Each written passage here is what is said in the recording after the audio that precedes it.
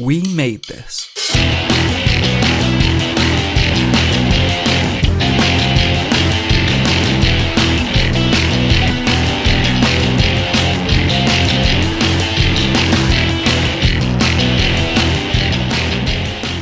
Welcome to Pick a Disc, the podcast where someone comes on to talk about an album for whatever reason they want to.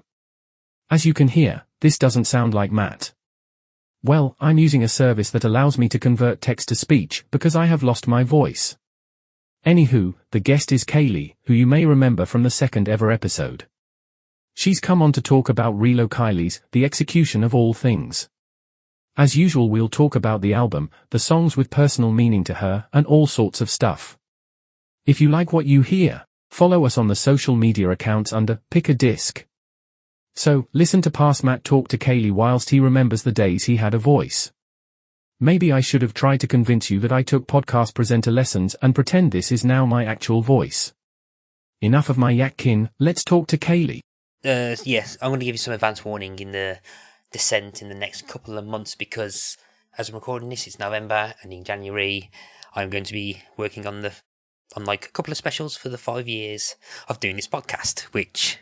as I say that, my hair went grey suddenly as I said that, but I thought, you know what, let's start the descent into, I don't know, podcast middle age, if that's ever a thing, with someone who was there at the beginning, which is Kaley. Kaley, how you doing, Kaley? How you doing? I'm doing pretty good, Matt. Thank you so much for having me, and congratulations on 5 years of the same project. I know, it's amazing. Yeah, we are exceptional project starters, you and I. We're great at it. We know how to start an idea, but you've got me by at least 4.5 years in terms of longevity of a project. So it's really cool to see, and I'm really glad to be back for my third time.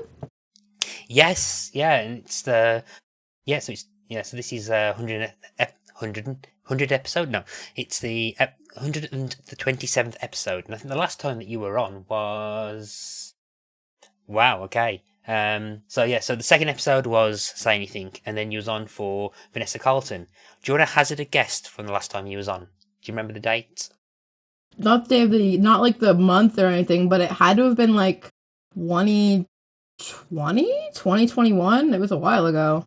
Yeah, so we recorded the Vanessa Carlton episode. It was episode 29, so it was just 98 episodes ago, and it aired on the 18th of February. 2020.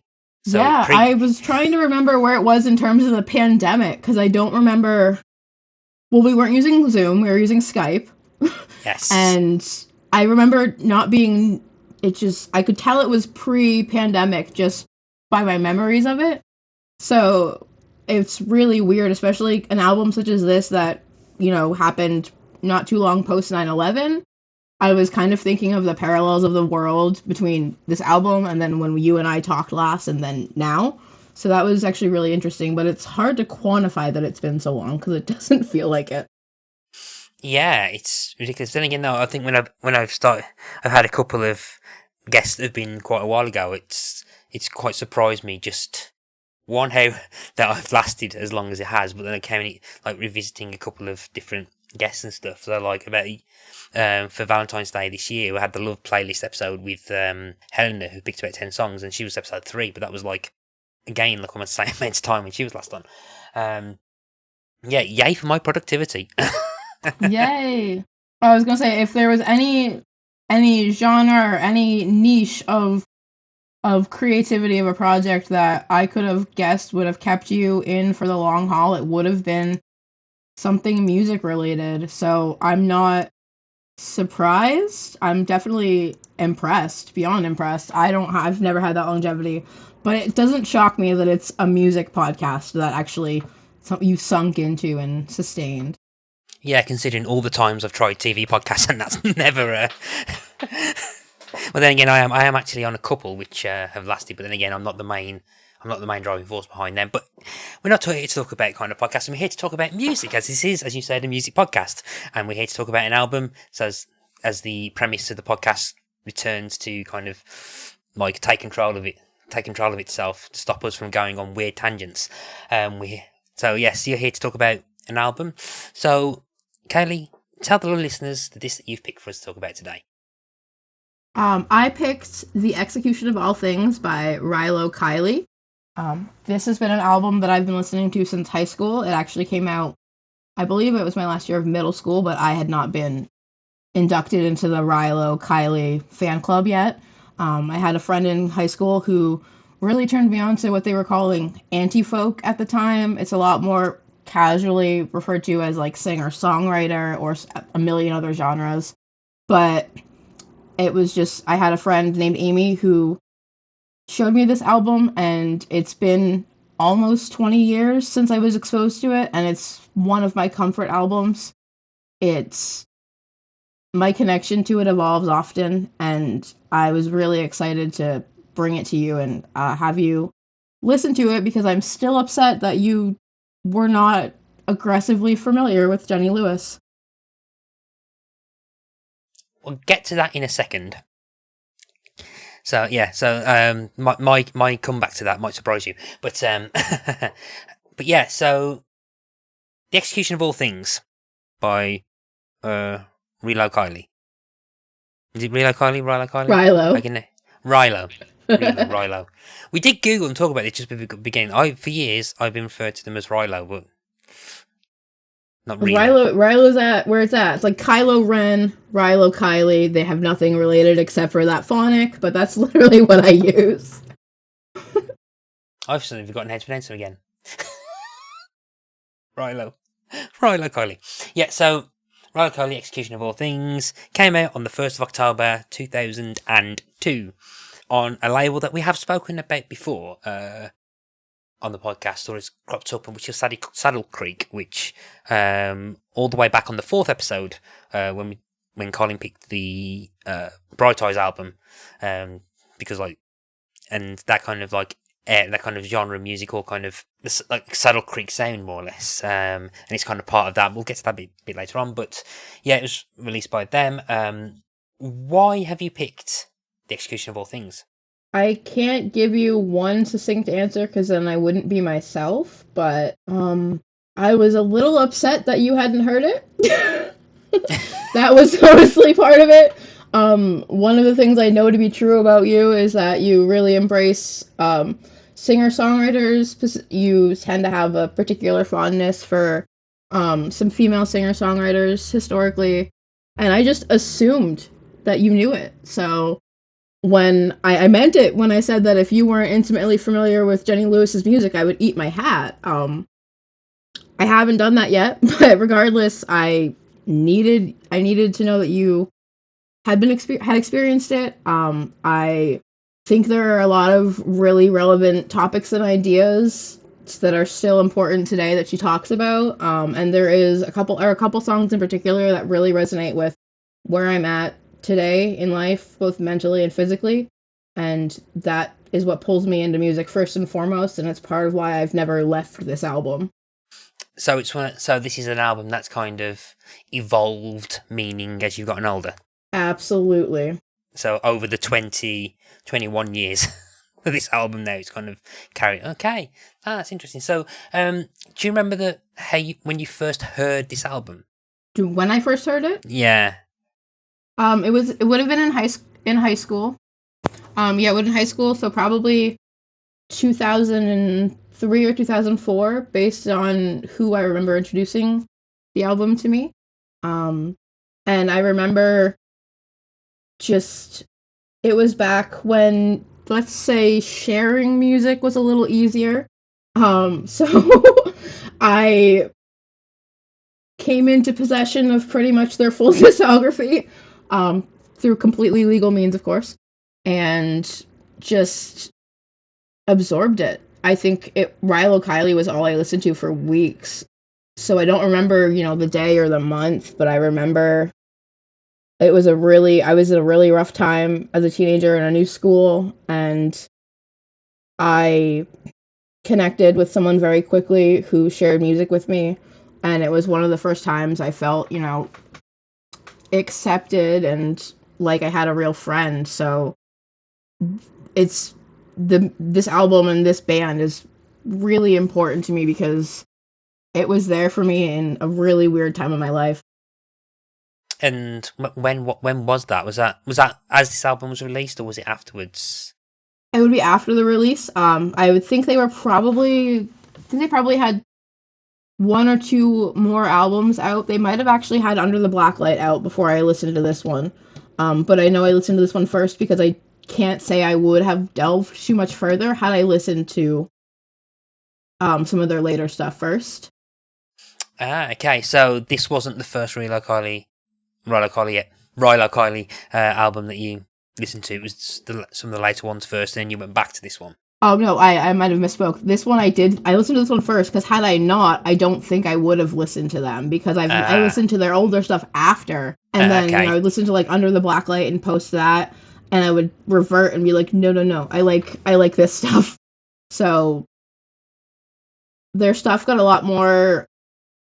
It changed a lot. So I'm really protective of this album because it's one of the last before their sound shifted in a way that's really I stopped connecting with. Mm-hmm. Okay, so for those unfamiliar with who Rilo Kiley are, Rilo Kiley were a American indie rock band based in LA, California. Formed in 1998, the band consisted of Jenny Lewis, Blake Sennett, Pierre DeRida, and Dave Rock.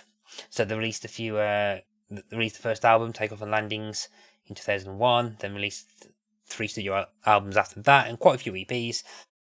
2007 they were signed with Warner Brothers, and then they made their major label debut with the album Under the Blacklight. But this was released under Saddle Creek, and I'm not going to get too much into that, so if you want to hear a bit more about the Saddle Creek history, listen to episode 4, all the way back in 2019, where Colin gives a much better, because Colin, who's probably listening to this now, is a much bigger, massive Saddle Creek fan, and he can like boil the pants off anyone about it, so, but yeah, so, a couple of names that jump out there, Jenny Lewis, Blake Sennett, and Jenny Lewis, you said, was someone you said I was surprised that I wasn't familiar with, which isn't exactly true. So yeah, I've listened to about season 1 of Buffering the Vampire Slayer, which I think, she's on that, but I am familiar with Rilo Kiley. In fact, I've only ever listened to one album of theirs, which is Under the Blacklight. Because I remember listening to that a lot when it first came out.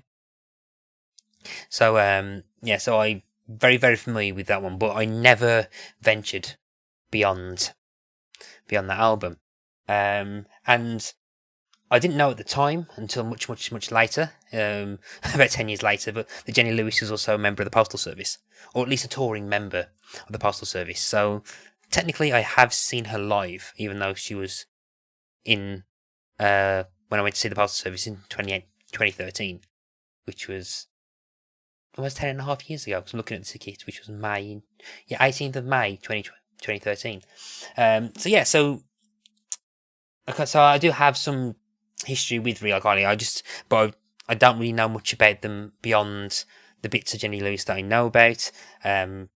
If Blake Sennett punched me in the street, I wouldn't know that Blake Sennett punched me, so I wouldn't be able to recognise him in a lineup.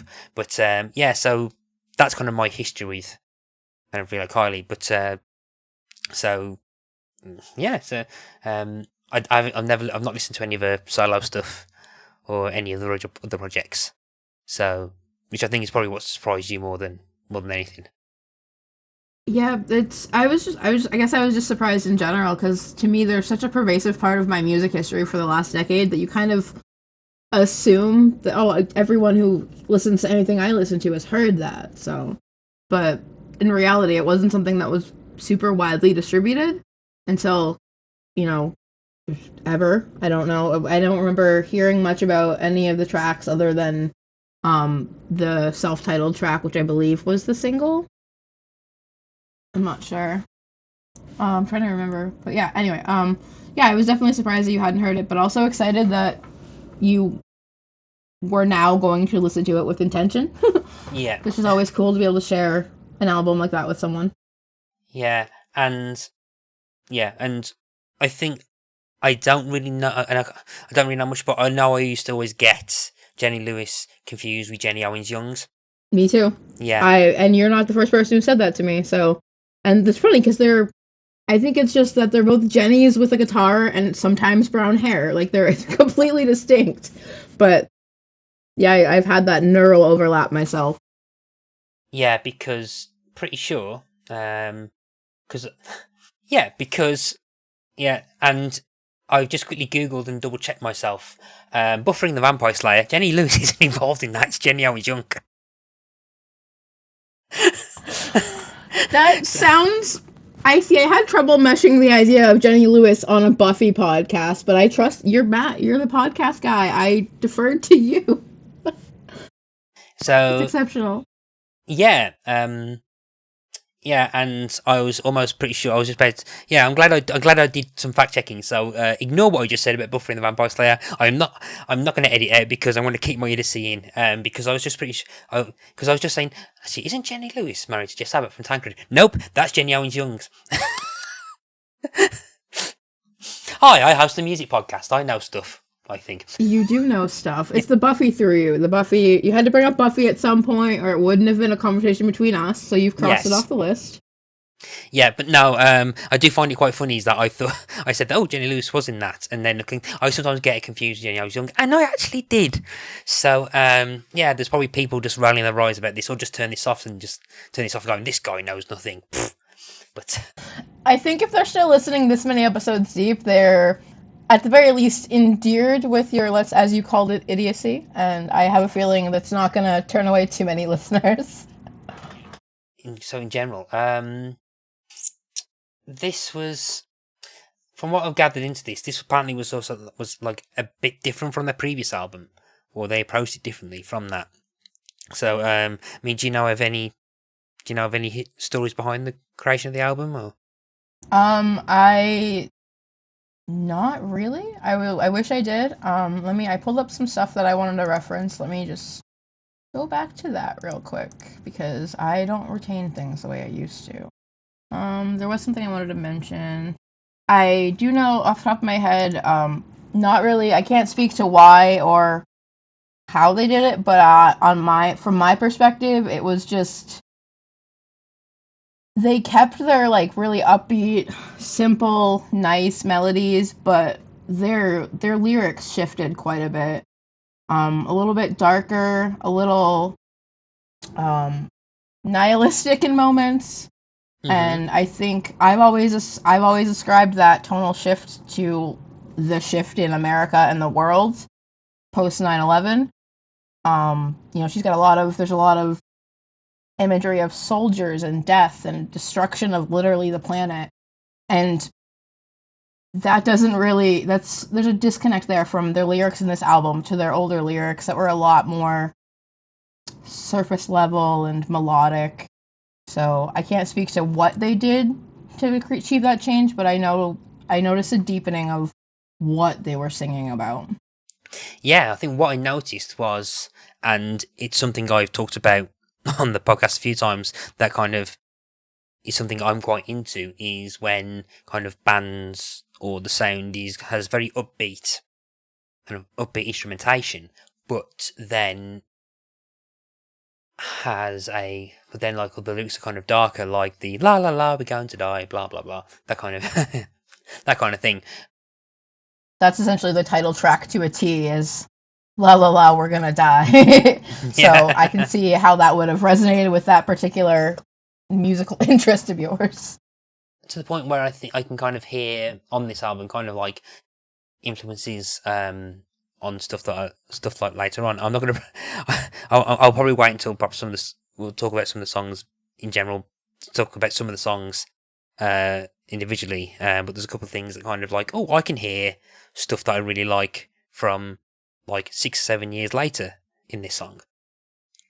But yeah, there's like a very interesting contrast between the kind of like almost sunny, upbeat kind of instruments, music, to the like almost morose, dark, like melancholic kind of depressing lyrical content, which like kind of conflicts with itself, and which I think it was interesting to bring 9/11, because when I was looking at the release date, it never kind of crossed my mind about that at the time, mainly because it was quite so far removed from it, but thinking about it, like the whole world had like done a kind of massive shift in things. And I think a lot of the time, I think particularly with my kind of music taste, a lot more of it was anger rather than depression. So like when you had songs come out, the songs come out, there was a lot more kind of anti-political, more aggressive, kind of like heavier punk stuff. And I was probably more, and me 16 at the time, I know it was a lot more kind of leaning towards that. So you had like your American Idiots, kind of like anti-protest songs, or Mosh from Eminem, example. I never kind of clicked that the depression, the flip side of that was coming out as well. So it's interesting that you kind of interpreted it as depression, because I kind of interpreted it more, even listening to it as a teenager who had only been like, I was in America, I was in Pennsylvania for 9/11, I was in Maine when I learned about this album, but I hear discontent. I hear a discontent that I remember feeling even as a young adult, and that was, okay, this miserable, horrible, world-altering thing happened, but where did this artificial camaraderie come from? Like, why are we so la la la when things are miserable? And I kind of, that's the undercurrent of emotion that I hear in this album, but it's also what I felt at the time, which was, our country has been devastated, our world has been devastated in a way. Things aren't sunshine and roses.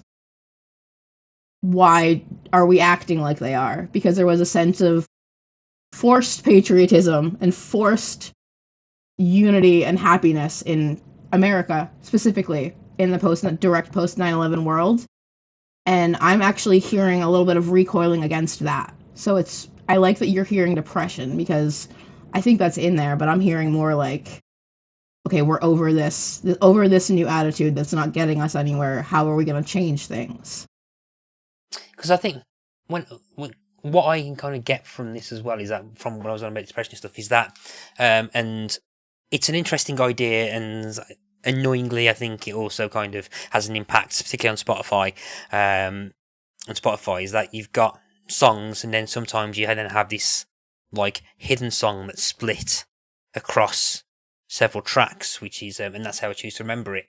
Where so you'll have this like random song come in and out, like during the album, and that's more of like a darker, more introspective song, which I've always felt like, when I've listened to it, feels like it's deliberately coming after kind of more energetic songs. So like you have the kind of almost forwarding facade of like staying upbeat, and then the album kind of switches and flips. So you got the kind of the true feelings under this mask of like the upbeat instrumentation. So, and yeah, but I think that's a bit more of I think it's about like kind of divorce. I think it's about like divorce. Her parents' divorce. Yeah. It's something about that's how I remember it. That's the way. That's how I choose to remember it. Yeah, it's and I honestly didn't even know that was there until I started researching this album for this episode. I noticed the dissonance. I noticed, the contrast between the lyrics and the music, but I didn't realize that there was that whole, like you said, a whole song broken up and interspersed throughout the album. So I think I'm actually excited to listen to the album again after we talk, because it's going to add equally new depth, and it also, I think, speaks to both the discontent and the depression that you and I are both hearing. And it's also, I like that you used the phrase masking, because that's something Jenny quite literally writes about in at least one of the songs. She references, faking it to get through things. It's I know prominently on Better Son or Daughter /Daughter, but yeah, I definitely think that the masking you feel in here is intentional and well done. Yeah, I think, and it might be worth like delving into that, how I choose to remember it now, before we go to the kind of individual songs, because it is kind of fragmented into 3 different areas. So you've got it in So Long, My Slumbering Heart, and Spectacular Views, and it does feed this kind of like narrative, and gives and gives, and I quite like this, that a reason to kind of listen to the album all the way through as a cohesive whole, which I'm always a fan of. But yeah, and it kind of has this kind of like nice kind of like through line narrative. So the first part, which is so long, it talks about her dad moving out and that kind of imagery. The second one is more about, or starts off being about her mom and about her mom, and then the third one brings back to the dad, and just like that kind of feeling of having to flip between like the two parents and stuff. So it's and it usually comes after slightly more upbeat stuff. So, but yeah. So I mean, how did you think? What did you think about those kind of little segues at the end of each song? If you didn't realize there was the same song, did you just thought there was weird outros or? I just kind of thought it was an intentional sort of, I keep using the word dissonance. I just thought that it was supposed to sound interesting. I'd like to be deeper than that, but I honestly just thought it was supposed to sound cool and kind of create that, like, not quite harmonic combination between I thought it was an intentional sort of disjointed effect, so it's a nice to feel the deeper layer there. Cool. Yeah, so so that kind of has that kind of like almost concept piece that flips between, that kind of links those songs together. The songs themselves, so if we move to kind of like the actual songs, so which songs jump out to you when you think about this album? With Arms Outstretched and A Better Son/Daughter are the ones that live rent-free in my brain and have for more than 15 years. So those ones definitely jump out first. They're two of my favorites. They, to this day, bring me to tears. Then, as a matter of fact, one of them did this morning. So those ones have shaken my foundation and continue to do so.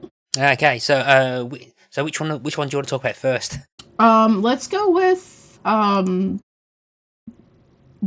Outstretched. That one's a little less evocative for me, so if I can get through that one, we should be good. Okay, so yeah, so what is it about this?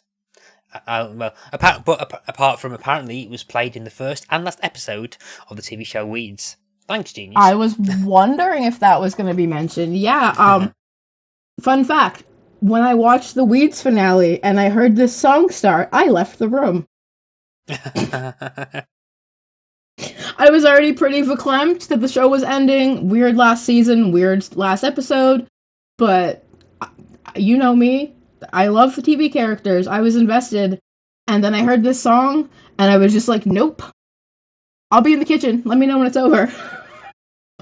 I have since finished it, but there's just something wistful and nostalgic and full of longing to this.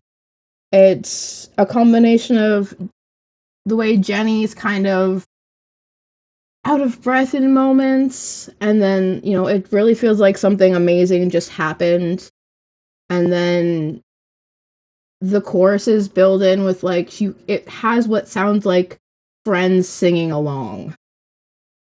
And there's this sort of, it reminds me of friendship when we were young enough to think friendship was an easy concept, and it was just being in a group and being joyful idiots together. And I can feel the summer sun in Maine when I hear this song, regardless of where I am or what time of year. Because it just brings me back to such a wistful, it brings me to a memory that doesn't exist, which is something astounding that music can do. Because I wasn't there with Jenny, but it feels like I was, and it feels like we're both missing an experience that just happened. And the song still takes my breath away. Yeah, this was one of the songs I think kind of ticked quite a few boxes of me in terms of things I was liking. There's gang vocals, shady gang vocals. There's a glockenspiel. So there is indeed a glockenspiel, yes. Glockenspiel, and there's this song and a couple of others actually kind of have a very more indie pop than I was expecting. I was expecting perhaps a lot more kind of like folk influence stuff, which I think. But there's a lot more indie pop. Considering from what I remember from Under the Black Light, I got memories of that being a much darker kind of anti-folk album, whereas this is very kind of indie poppy soundy, to the point where as soon as the glockenspiel and the gang vocals were on this one, I was like, yep. I really don't want to get in the habit of keep bringing them up, but yeah, it kept reminding me of my favourite band, which was Los Camasinos, particularly the early stuff, and that kind of gang vocals, upbeat stuff, but they're singing kind of dark, like about kind of more serious stuff. But I completely agree. There's a kind of there's a almost nostalgic kind of reflection on this, which you get the impression isn't. I don't want to say the phrase happy memory, but it's not.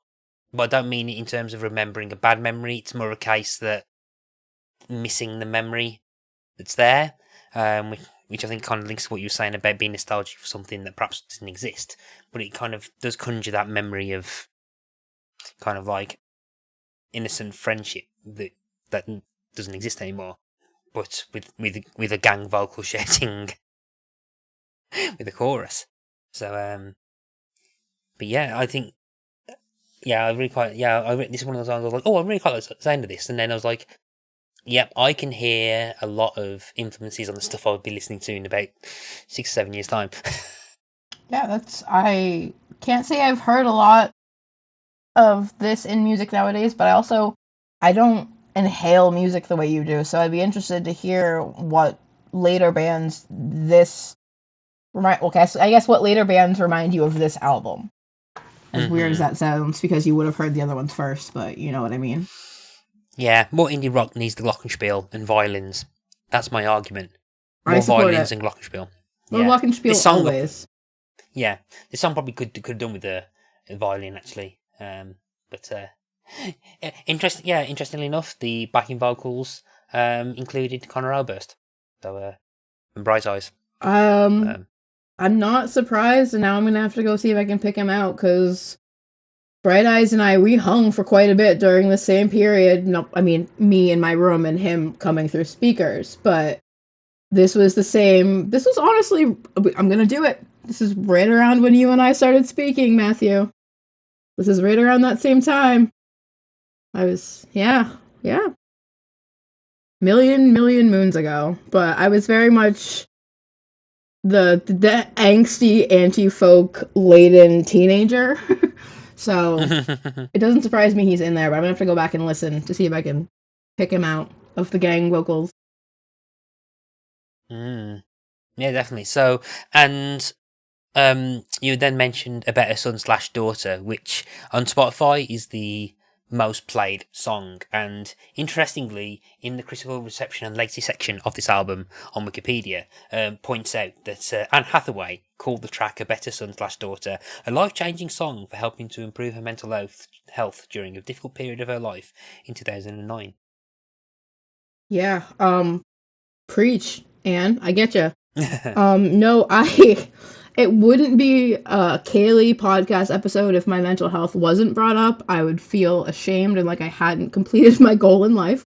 Yeah, I have been on a mental health journey for a minute now. 20 years of minutes. Actually, on the first podcast I spoke with you on, I talked about being bipolar, having bipolar 2, and how that resonated with me. Spoiler, we were all wrong. That's not what is up here. So anyway, I've since learned that I've spent a lot of my life masking and dealing with sensory issues, rip-roaring ADHD, currently being evaluated for autism, for being autistic. And this song is...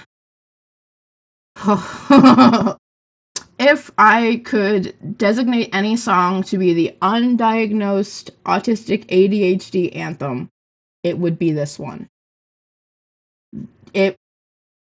Sometimes in the morning I am petrified and can't move, awake but cannot open my eyes. It speaks to the struggle of figuring out how to exist when you're just wrong.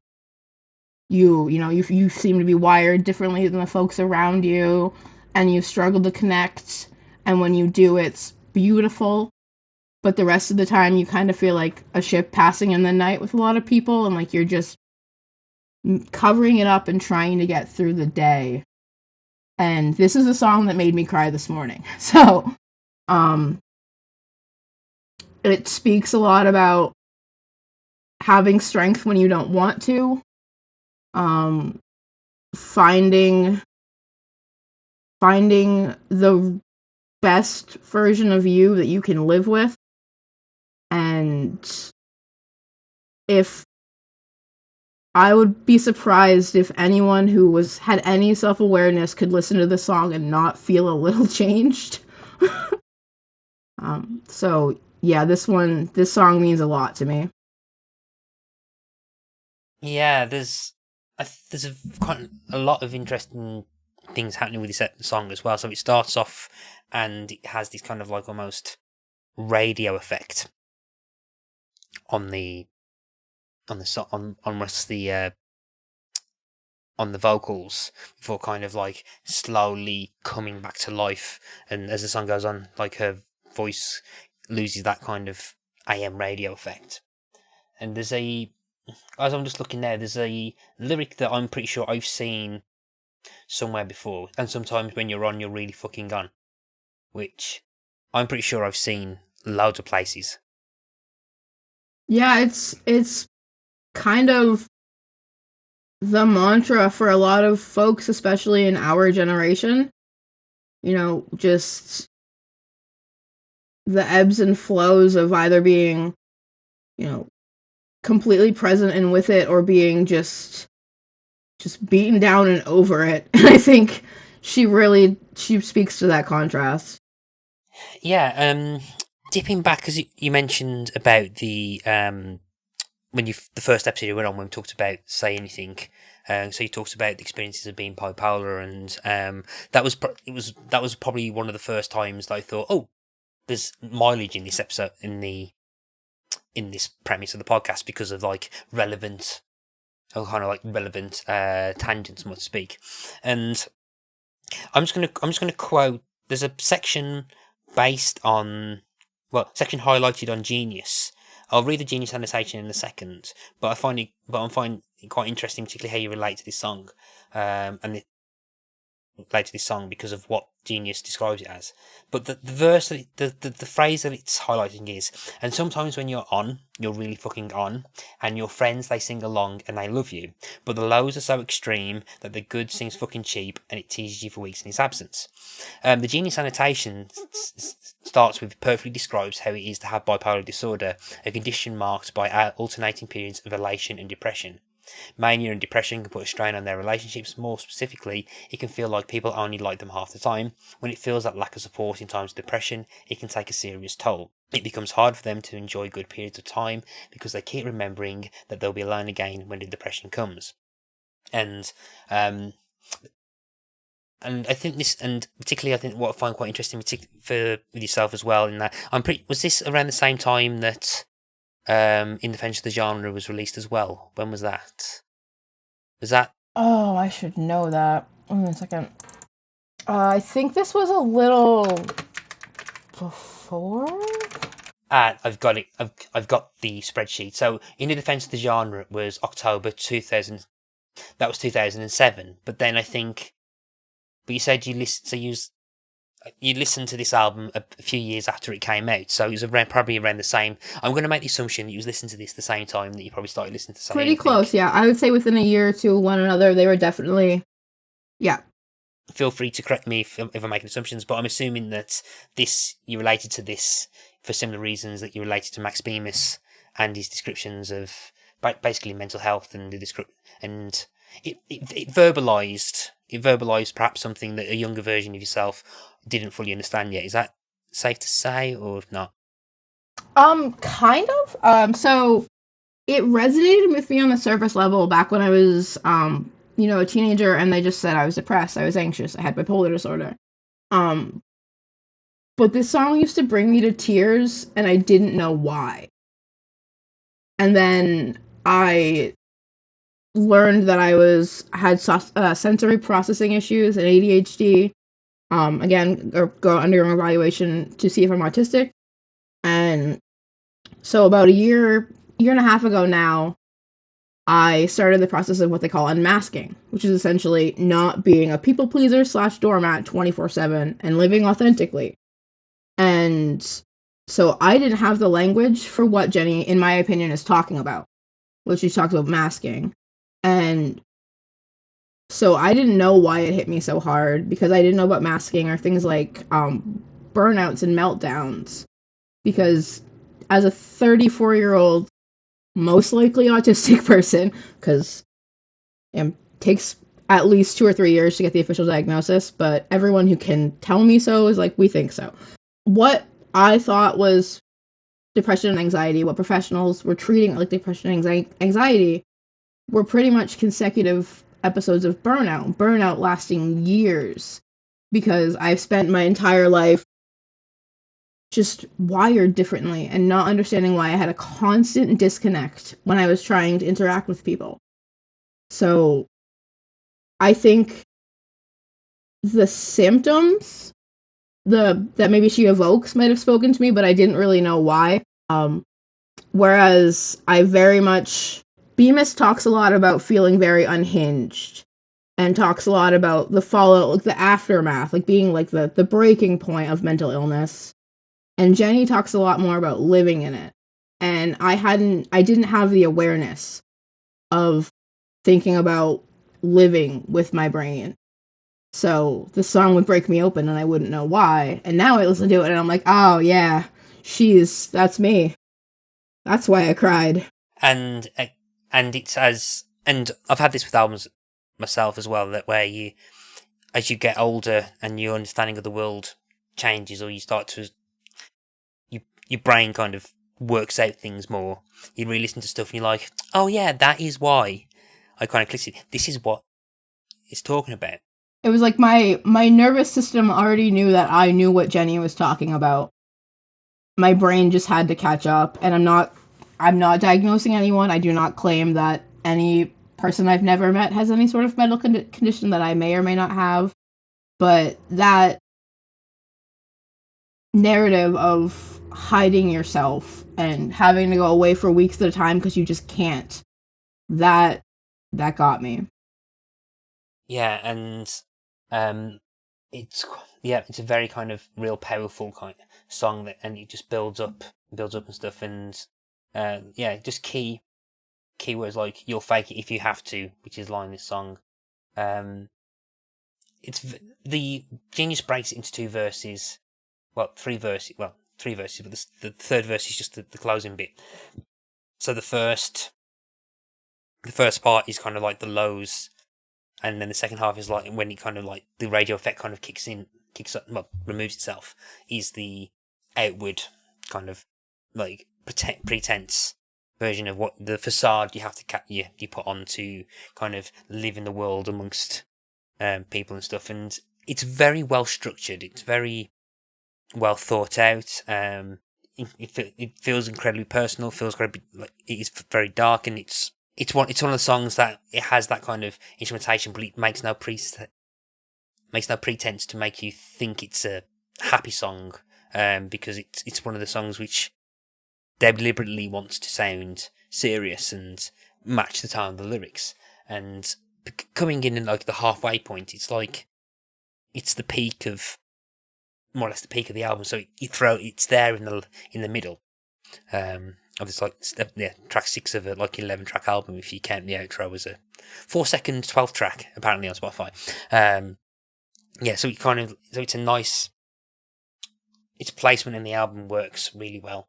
It does, absolutely, and the album gets a little more positive from this point on. I mean, it's still got the dark subject matter, but she brings in, talking about, sleeping next to a loved one, and, trying to find the good around you. And it's almost like, when I think of the song, one of the first things I think of is that real swell of the music in the middle. And it's almost like it very much feels like she's breaking through something at that point. And from there on the album, she has a little bit of an easier time. Like maybe there's a sort of a self-awareness and also a sense of grace that she's lending to herself. Like, this is what I do, this is what I need, this is how I have to roll. And then from then on out, it's still very wistful and very sad in times, but you see her narrative pick up on a few more good things. And I think it's a really important shift. So, where do you want to move on to next in terms of songs? Which one do you want to talk about next? Oh, let's see. I really like what they do, like, stylistically with Hail to Whatever You Found in the Sunlight That Surrounds You. That's a bit of a mouthful. But there's just some more, it's a little more polished, a little more, like, studio I don't know, there's something a little different about it. I also feel like I can hear whispers of Under the Blacklight.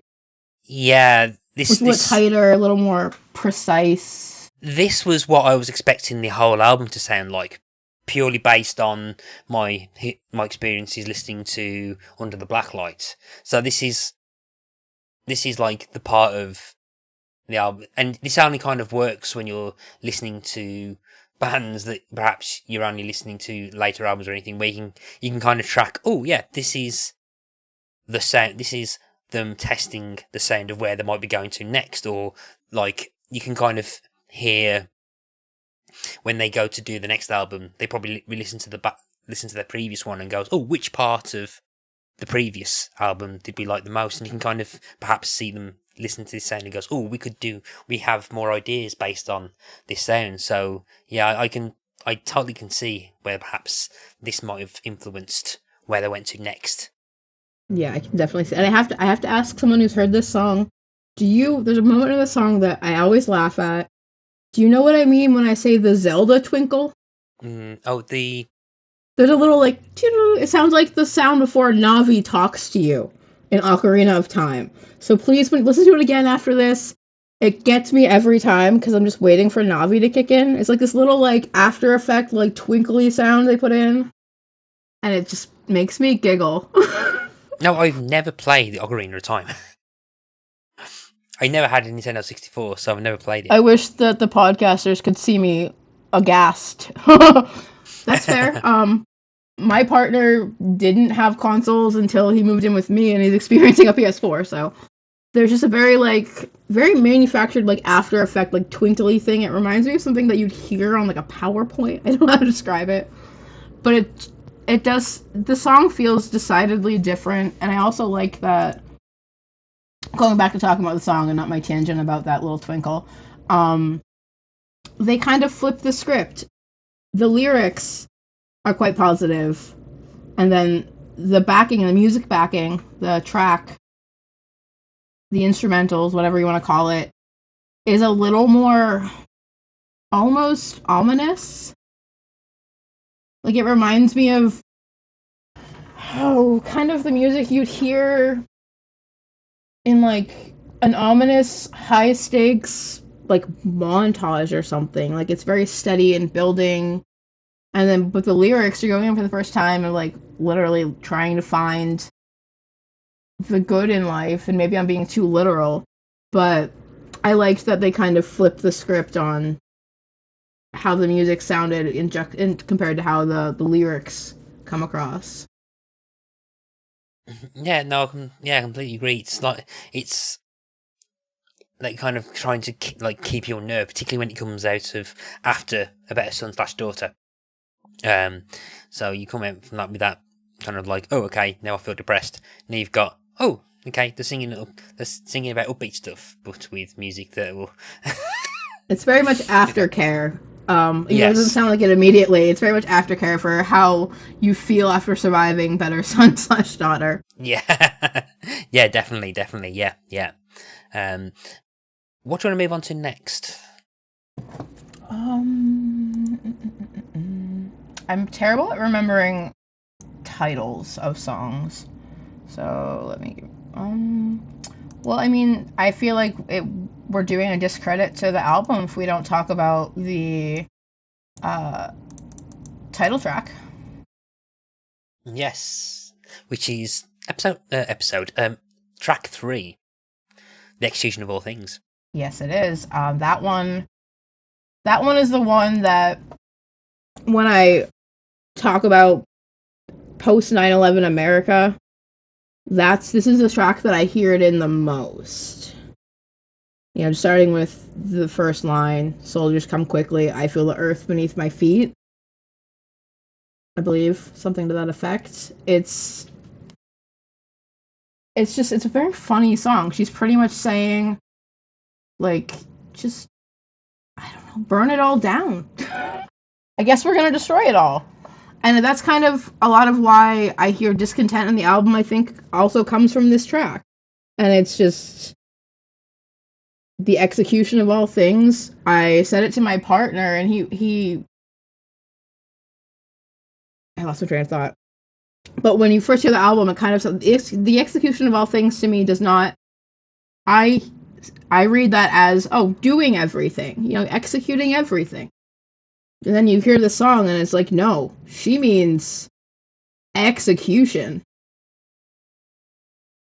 So it's a pretty startling song when you pull it apart, which is really funny because it's so melodic and light on the surface. And I know it's just the combination of how, like, lilting and light Jenny is, and then the things she's very lightly and lyrically singing about are like, oh boy, like, global destruction.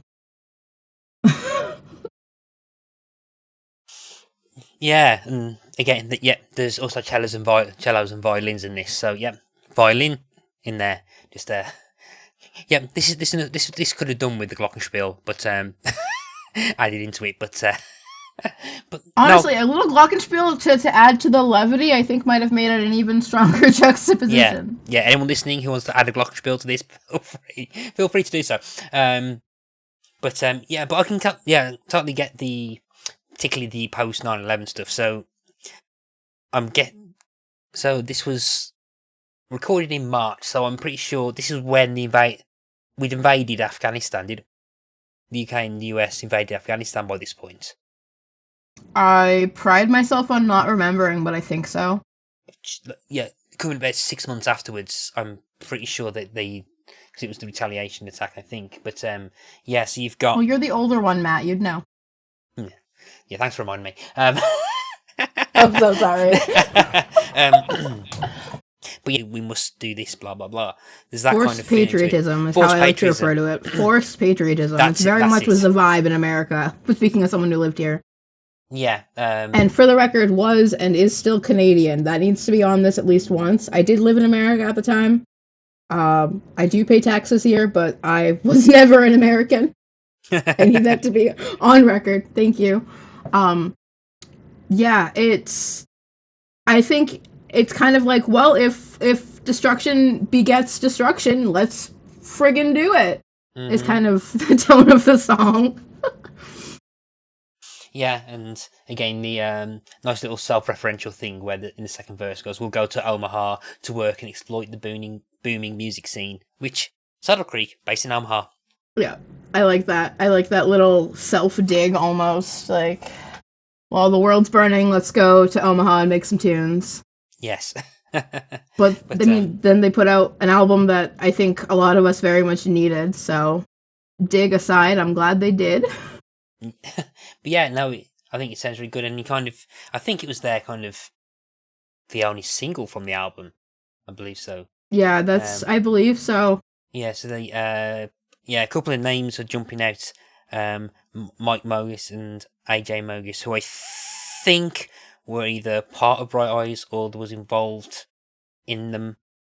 Michael Mogis is at least a member of Bright Eyes, because I'm getting flashbacks to the conversation again I had with Colin almost 5 years ago. Their drummer is also from is either from Bright Eyes or worked with Connor over, I know too. The drummer on this album. Jason Bosel. Okay. So it's a very, very incestuous music scene back then, in the best of ways. Yeah, no, again, from what I remember from Saddle Creek, pretty much everyone would have played on everything at some point. It was just like a kind of like, oh yeah, we'll just have a bit of that person, have a bit of that person, and kind of like create stuff under the names of those things and everything. Yeah, and I love that. It always reminds me of some of the really cool session music that came out of like the 60s and 70s when just other people would just show up. So Yeah, I love that. Interestingly, Rolling Stone called the song a checklist of modern destruction, praising Lewis's girlish, ethereal voice that makes the band's brutal vision all the more startling. Yeah, they nailed it. That's pretty much, yeah, that's the Descent. The way her music, her voice is so beautiful and light and high in tone, and then even with the refrain of like the execution of all things over and over again, you can feel like the music going down in tone at that point, but her voice is still very much light and angelic, and I think this song could get pretty post-apocalyptic if someone put their mind to it in terms of a remix. True. I will have to mention that to the audio engineer who lives in my house. There are actually covers of this, which I'm not listening to. I must say, I was a little upset that you didn't roll up with some comparative 2002 hip-hop lyrics for me. I'm sad that this one didn't cause a controversy. Yeah, exactly. Yeah, this is a... so... Unfortunately, no ludicrous lyrics to quote alongside this one. But on the bright side, maybe this one won't be deemed too hot for distribution. True. We are referring to, of course, Harmonium by Vanessa Carlton. So if you listen to that episode, you'll understand the fact that the one song got taken off radio because of a reference to periods, and basically Ludacris's "Yeah" verse was a lot stayed on the radio. Long story. Go back and listen to that episode. Didn't that episode get Didn't our episode get taken down too? Wasn't it you couldn't get it to say hosted or something? I don't know the nomenclature, but oh yeah, it's been taken off for some reason, which they're still refusing to tell me. But long story. So if you want to listen to it, you can't. In summary, true. Apologies that I brought it up, but Matt did a beautiful rendition of Ludacris. One of my favorite memories of our friendship. I'm gonna be honest. That was. I'm wondering whether that's the reason it got taken down. But yeah. Anyone listens to this, please let me know why it was taken down. Maybe it was Ludacris. Maybe Ludacris didn't like that you were using his lyrics. Either that or felt threatened. Yeah. Perhaps got time for a couple more. What next song do you want to move on to? Yes. Okay. So the good that won't come out is, to me, always kind of felt like the preamble song to kind of get you primed for the execution of all things. And again, I hear a decent amount of the sound that becomes Under the Blacklight in the beginning, where again it's a more like tight studio sound. And it has a little bit of that almost radio quality that we were talking about in the beginning of A Better Son / Daughter.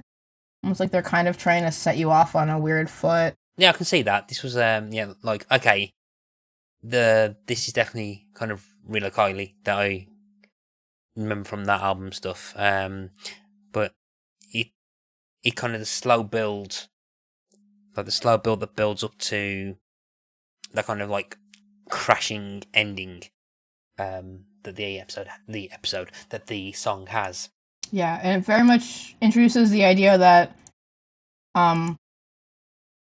we're, pardon my French, we're fucked if we don't do something, and what we're doing is not cutting it. You know, there's a kind of a metaphor of like a global warming metaphor throughout a lot of it. And then she talks about, being sick and not going to the doctor because you don't want to know the truth. So it's kind of, she's starting to pull the veil back, I think, for the listeners to like, hey, like we need to do something. I guess in the most simplest terms is like, we need to do something actively with what's happening around us. But no, let's just sit here and talk about it. Yeah, it's very much pointing a finger at, I guess, society, which is kind of vague, but Yeah, and just like kind of relatable stuff, like let's not go to the doctor because like the fear of knowing what might be wrong with you is like living in ignorance, more or less. Like, if I just pretend it doesn't exist, it doesn't happen, that kind of thing, which is a bad idea. And the lyrics about global warming, which, considering this is 21 years old, are still relevant today, even more so, in a more severe way. There's all sorts. This is, I think, this is like a song in stages where it covers all sorts of different topics, saying like, this is going to be talking about this album's going to be talking about this. It's going to be talking about this. It's going to be talking about this. Like an introductory number, like this. Yeah, this is what you're going to be settling into. So prepare yourself for some dark stuff. So yeah, I never really thought of it as does kind of give you like a quick rundown on what she's gonna be singing about, what she's written about. And specifically it's the line, let's talk about all our friends who lost the war and all of the novels that had yet to be written about them. And I used to think that meant like the opposite of what I think it means. I kind of thought it meant like, let's honor the sacrifices that have been made. But then listening to it or looking at it again, it's definitely like, let's just sit on our ass and talk about the people who are making change instead of inciting any of our own. So it's very much, and that's a point that she brings back as often as possible. Pretty much any song that's doesn't seem to be intimately about her is kind of pointing that finger at us, the rest of us, her included, just like we're just going through the motions even after this cataclysmic event, and maybe we shouldn't. No, yeah, completely agree on that. Genius annotation from one contributor who is Doc. 6 years ago said, "Let's talk about all our friends who lost the war" is a reference to suicide, and the war is fighting against depression, which I can kind of see that as well. Oh yeah, I don't presume that there's only one meaning. I don't presume to know her meaning, and I think you think back to 2002, 2001, 2002, this is when this came out, we were just barely allowed to talk about mental health. It was still very much a taboo thing. So I think it's really logical that a lot of these metaphors about war are on the surface level about what was happening in the world, but also the wars that people were fighting individually, depression, suicide, mental health, mental illness. So it really makes sense to hear those lyrics and have them be masked, so to speak, because that was still back when being too vulnerable, literally, you wouldn't get on the airwaves. If you were talking about your mental health to too much of a degree was sensationalism. And we have a much more open and ready dialogue about it now. So it's really interesting to think about who was writing this. Someone in their, I'm guessing, mid-20s in 2001, 2002. And all of the people that were silently suffering to a whole different degree because you weren't allowed to talk about it. Yeah, no, definitely agree on that. As I'm looking at time, we'll move on, but I just want to briefly mention a song which I think was my favourite of the album, and again, purely because it reminded me of Los Campesinos, which is the last song, which is Spectacular Views. Because it kind of ends the album on this kind of like cataclysm amount of like deliberate erratic noise, which I was listening to this and thinking, this sounds really good. I really like the sound of this. It's that kind of like almost light, upbeat, just crash of noise of just doing things for the sake of it. And I think there's keyboards introduced in this one, and I just love how this builds and builds and builds, and that last like minute of it, I thought just really, really good. I just really enjoyed it. To the point where I think, like, because I remember looking at the song the track listing, and it's like, oh, it's 6 minutes and 20 seconds long, but the song itself is only about just under 4 minutes. But then that's when you have the third part of the song, the split track, whose name I've just suddenly forgotten the name of. But yeah, which slightly annoying, because that means that if I want to put this song on a playlist, I have to have that bit on it. So I wonder if there's a version, there's a track with that last bit on. But I really liked how this song kind of just builds, like the sound of it just builds to the end of the album, because it kind of leads you on a kind of almost upbeat sounding way, and particularly if you then have it on repeat, because that ends and you just shove it all the way back to the good one come out, so you're depressed again. I never would have guessed that was your favorite, would have been your favorite track, but with hearing your explanation, I get it, because I can hear that those similarities. It's another astounding track, and again I think it's one of the few tracks where the music and the lyrics come the closest to having the same tone. Both are very exuberant and building and loud and splashy. And I always felt like it felt like it was this song is, the narrator, I guess, Jenny, the writer, whoever's speaking, whoever's singing. I always felt like they were trying to recapture something, or like incite something positive, or get back to something. I almost, because you've got, she references the coast, and I know it's a lake back in with arms outstretched, but like that imagery of water and outside. And I very much feel like at the end of this album, this song was kind of like forcing, from the narrative, trying to force a hard reset. Come hell or high water. Like, we're gonna figure it the bleep out. And again, exuberance is the word that comes to mind, because it's such a big, swelling song. And just, it's beautiful. No, I totally agree. And again, talking about views and spectacular and stuff, and there are Los Campesinos songs that talk about that as well. So, man, people listen to this going, "No, he's talking about that flipping band again." But I think that's what I connected with, and there was a point where, particularly around like the 2008, 2009, 2010 stuff, anything that kind of sounded anything remotely like this, I was like jumping at the bit to. So I really kind of liked the sound of that. But so the reception of The Execution of All Things.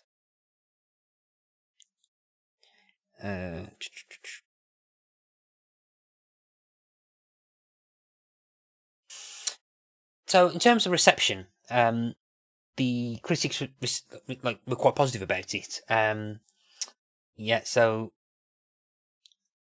quite positive about it. Pitchfork gave it a 7.5, which is like basically a 10 out of 10 everywhere else apparently. But like All Music 3.5, Alternative Press 4 out of 5, Blender 4 out of 5, Draining Sound 8 out of 10, Entertainment Weekly A minus, Q 3 out of 5, Uncut 4 out of 10, 4 out of 5. Pitchfork saying that the words here are descriptive, articulate, but gracefully rendered, and it surpassed their prior work. The actual review itself for Pitchfork kind of talks about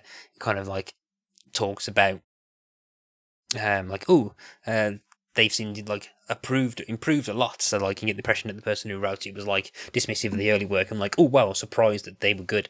So that's the kind of tone that they had for that. But on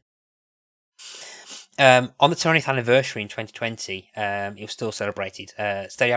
Stereo Gum called Better Son / Daughter a towering monumental achievement and praised the interconsenting nature of all the tracks on the album. Pace magazine noted that the album's continued reverberation in a new generation of contemporary artists and listeners, and praised its treatment of mental illness, trauma, and gender. And quite interesting as well, there's a bit on Wikipedia about the legacy of the album. 2013, Waxahachie revealed that she'd bought the album when it had just come out and listened to it so many times, and in a Talkhouse essay released the following year, she wrote of feeling a massive surge of enthusiasm and revelation when listening, and realised that I really wanted to make music myself. So she singled out the album's musical theatre-like vocal glory and its lyrics. Harmony Tividad, bassist for the former duo Girl Hull, called opening track "The Good That Won't Come Out" as one of her all-time favourite songs. I'm hardly surprised. I'm not surprised that most people haven't heard this album, but I did see quite the resurgence last year with the 20th anniversary, which was nice. It was popping up in places that I hadn't seen it in a minute. I think it got re-released on vinyl, which is nice. But I didn't know that Anne Hathaway called it a life-changing song. But it is pretty cool to hear that it resonated with someone who's got completely different life issues than I do. Mm-hmm. But it's one of those albums there I wish I could coerce more folks into sitting down and listening to it in its entirety. Because it deserves to be heard. Yeah. It's got a Metacritic score of 80, based on 9 critic reviews. 8 positive, 1 negative. So, yeah. The negative review was from a Play Loader, which said, "The songs are pretty, the guitars are mellow, all complimentary, measured, dull," in other words, which was what Play Loader said. Everyone else was quite positive. Inc. 19, one of the best indie rock albums you're going to hear this year. Entertainment Weekly, 91, old school indie rock disc reminiscent of Betty Savert, Raina Maria, and Liz Phair. All the user reviews are positive. So MJ in 2006, Near Perfect Indie / Country, Jenny Sounds Like an Angel, Buy the CD. Yeah, all positive stuff. Have you ever seen Rilo Kiley live? No, I have not, and it looks like I won't. I held out hope that the pandemic would bring them back together, like so many musical acts, but I believe they're officially broken up as of 2019. I have yet to see them in any form. I would settle for seeing Jenny. She herself is, quite the performer. I really liked Jenny and Johnny, which was one of her post Rilo Kiley outfits. I'm sure I'll like whatever she comes out with next. No, have not seen her. Sadly. Or them, I should say. Okay. Say closest I've got was seeing Jenny Lewis play with the Postal Service. As I mentioned and we earlier. know that wasn't Jenny Owens Young. You know what? Let me just double check. Actually, yeah. Lewis has been a member of the Postal Service. Oh, thank God for that. All right. So my proclaimed incestuousness of the indie rock scene from then still stands. Yeah, exactly. So I was, yeah. For a moment there, I was completely 100% positive it was her. Then you just mentioned that. I'm like, you know what? I better check just in case. I could not resist the opportunity to shake the foundation of that belief. So people have listened to The Execution of All Things and want to listen to another album from Rilo Kiley. Where do you suggest that they go next? Absolutely, I would take a step back in time and listen to Takeoffs and Landings. Fun fact. Months ago, when I suggested this album, I told you the wrong album. Okay. I had actually wanted to talk about Takeoffs and Landing, but I can't keep titles straight, and I said Execution of All Things, and I committed to it. And then I opened up the track list and saw A Better Son / Daughter, and I was like, oh no. I don't know if I'm ready to talk about this. So, absolutely, Takeoffs and Landings. Science versus Romance in particular is an amazing song. There's a lot more humor and a lot more... I believe there's a bonus track that is a different version of Spectacular View, so that might be something you want to look into. It's called Salute My Shorts. And I believe that's a variation of Spectacular Things. That's how it's credited on the wiki. That's a title I can perfectly see linking with the concept of It's about Spectacular 3 View. minutes and 36 seconds, so I think it's the first iteration of Spectacular Views before it was molded into what we know from Execution of All Things. But yeah, absolutely, Takeoffs and Landings is almost as good of an album. Definitely equally as listenable. Might not have the depth, but that one. Okay. Again, we've mentioned it a few times, but I definitely want to bring it. I definitely want to just have a little shout out to Under the Blacklight. Because I remember listening to that a lot when it first came out. I have no idea how I started listening to it. Generally do not know. But yeah, I will say, I had very much the hipster cringe when you said that was the first or the only album of theirs you had heard. I do believe there was an actual facepalm, because I was just like, that's not where you start with these guys. And I felt just unproud of how judgmental I was in that moment, because it's a very good album, but the polish they achieve, to me, changes the sound a little more than I wanted. So it's a lovely album. Portions for Foxes is an amazing track. I think that's the one where she does the salt shaker sound. That is my favorite part of probably their entire discography, is that little moment. But I always cringe when people tell me that's their only Rilo Kiley experience. Yeah, well, it was my only Rilo Kiley experience until now. Yes. Now we're at the very important question, which is the song for the Spotify Hall of Fame playlist. Now, if anyone's listening to this for the first time and doesn't know what this is I'm going to ask Kaley to pick one song from this album to be immortalised forever on the Spotify Hall of Fame playlist. I can't veto it. Whatever Kaley says goes. So, Kaley, what song on this album do you want to be put onto the playlist? I gotta go with A Better Son/Daughter. I was up between two, but that should be someone's main takeaway if they only hear one thing off of this album. That should be the song they should leave with. Okay, so, A Better Son/Daughter joins the playlist following The Birthday Massacre's Under Your Spell, Charlie XCX's Tears, and The Outsider by Perfect Circle. So, that's it. We are now at the end of our conversation. So it's the end of your third go at picking a disc. So we did it! A hat trick! Canada! Hockey reference. Is there anything that you want to promote or direct people to?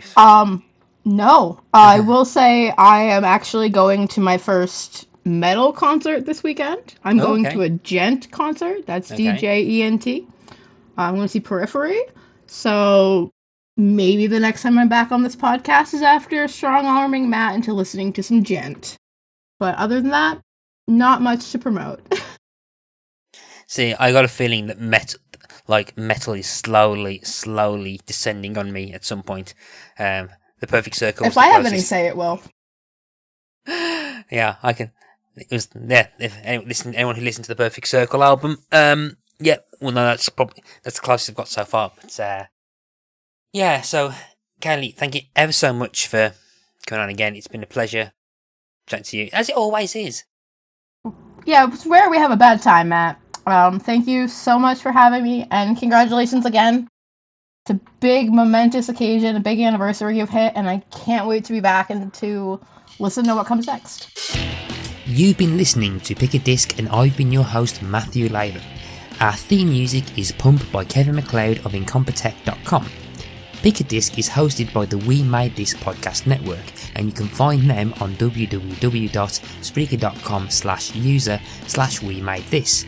You can find the Pick a Disc show site on www.spreaker.com/show/pickadisc. You can find us on all the usual social media type places like Facebook, Instagram, Twitter under Pick a Disc. You can also email us on pickadisc@gmail.com. Until next time, happy listening to all those discs that you are picking. Goodbye. Welcome to Make It So, a Star Trek Legacy podcast. Engage your warp cores and get ready to embark on a thrilling journey through the depths of the 24th and 25th centuries. Have some fun on the Cerritos. Join the Enterprise D crew. Take a trip with Star Trek Voyager. Take some lessons on the Protostar, or even relax on Deep Space Nine. With Make It So, we pay homage to the rich legacy of Star Trek, celebrating its enduring impact on popular culture and its profound influence on science fiction as a whole. We honour the vision of Gene Roddenberry and the countless writers, actors and creators who have brought this incredible universe to life. So join us as we navigate the cosmic expanse of the final frontier, engage in lively discussions, dissecting episodes, analysing characters, and sharing our love for everything Star Trek. Whether you are a lifelong fan or just beginning your voyage, this podcast is for you. It's time to embark on a journey where the stars are our guides, where the impossible becomes possible, and where the spirit of exploration knows no bounds. Welcome aboard Make It So, the Star Trek Legacy podcast that will transport you to new frontiers and ignite your passion for the future. Make it so.